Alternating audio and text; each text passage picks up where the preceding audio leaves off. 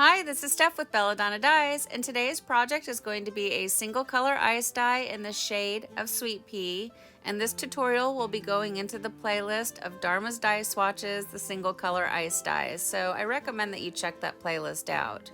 So I'm going to make a spiral. So you want to start by smoothing out as many wrinkles as you can, decide where you want the center of your spiral to be, give it a little pinch, and then with a microwave splatter guard and a hemostat, I'm going to create the spiral. So I click the hemostat down on the first click. It does not need to be overly tight, and make sure you don't press really hard into the table. And I give it 3 or 4 or 5 twists, and then that's it. And with my opposite hand, I create the pleats and create the spiral. And I go around and around as far as I can using the microwave splatter guard until I just can't go any farther. And then I will unclick the hemostat, hold down the center of the spiral, and gently wiggle the hemostat out.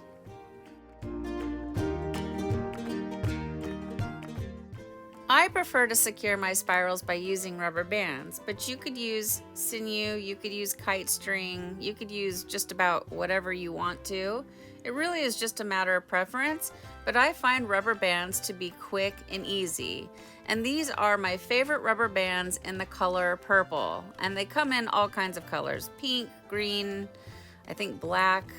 Anyways, I have links down below in the description box for these rubber bands and everything else that I use for tie-dye, so I recommend that you check that out.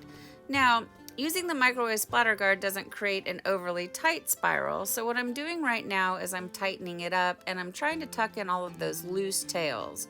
So I will pull on the loose tail and I will tuck it into the nearest rubber band.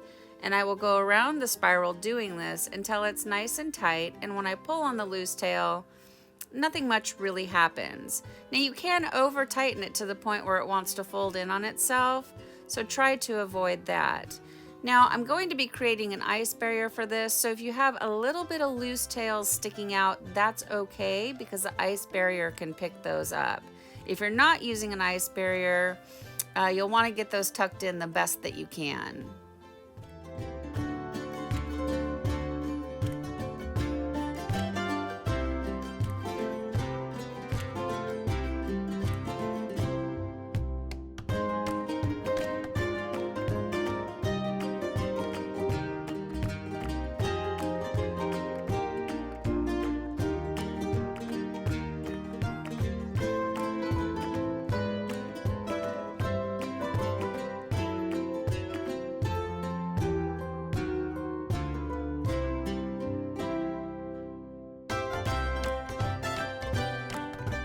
Now it's time for my favorite part. We get to add the dye.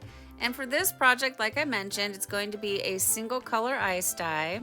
So I'm going to do a half and half shirt. So I'm going to just cover this entire half of the shirt with Sweet Pea. And I'm making sure that my Sweet Pea cuts down the center of the spiral.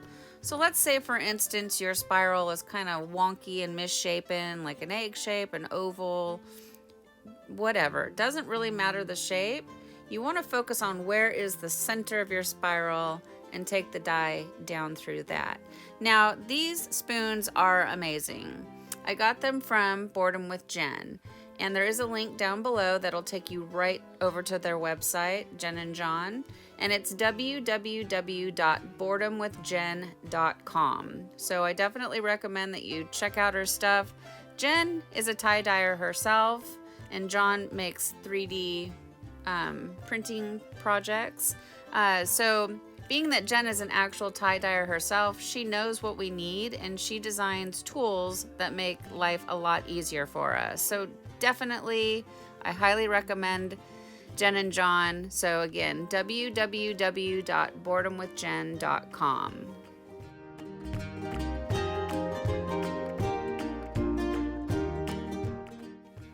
Next, I give the project a quick little sprinkle of soda ash for good measure, and then I'm going to add my ice. And I like to add my ice to the white side first. Instead of knocking dye into the white, I fill up the white space, and then if the ice like breaks loose, it's gonna fall into the dye. Try it out and see if it works for you. Now I have a project sitting next to it. It has foil on it. That's only to protect that project. Once I get done, I will lift up that foil. It's recommended that you let your project batch at 70 degrees or higher for at least 24 hours, and this project batched for the full 48 hours. So now it's time for the rinse out process. And you want to start by using cold water to rinse away any soda ash that might still be reacting within the fabric, and then increase your water up to hot. And when you're protecting white space like I am doing, make sure you rinse that white space out really well. Get all of that soda ash out of there. So the cold water removes the soda ash. The hot water removes any unbonded dye, so it goes down your drain instead of into the washing machine. Keeping in mind that I wash many projects together at a time, so I want to get all of that soda ash and unbonded dye out of the shirts before I take them to my washing machine. Okay, once at the washing machine, I like to do hot water cycles using Kirillon, a professional textile detergent. And then I like to do a final hot water cycle using Millsoft, which is a professional fabric softener. And I get both of those from Dharma Trading Company. And yes, you will find the links down below in the description box. Then I will put the project in the dryer and I'll iron it so that I can photograph it, and we'll come back and we'll see the results.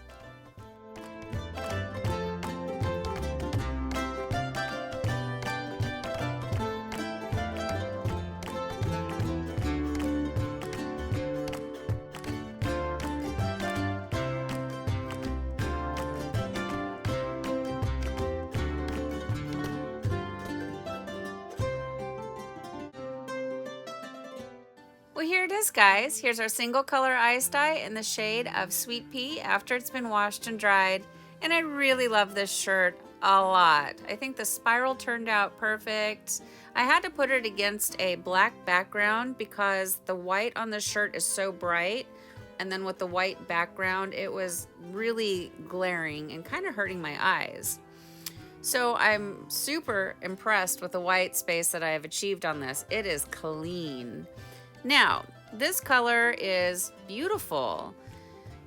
So where it's really in its darkest form, that's where the dye was right on top of the pleat. And then as the ice melts, it dilutes it down, disperses it, and it turns into this really pretty soft sweet pea color, like a really pretty lavenderish pink tone. Gorgeous. And then it throws out some of this like periwinkle gray, and it's not really turquoise. It's more of a periwinkle color, but it's just, I don't know, it's just really beautiful and it's subtle. I love this shirt. For those of you that have been watching the live stream, some of you may remember hearing me refer to this shirt. I wanted to share it right away, but I knew that I needed to wait until I was able to edit a video. So yeah, I'm excited to share this one with you. A lot of times with these single color ice dyes, yes, I absolutely love the shirt, but the color just might be, meh, doesn't really split.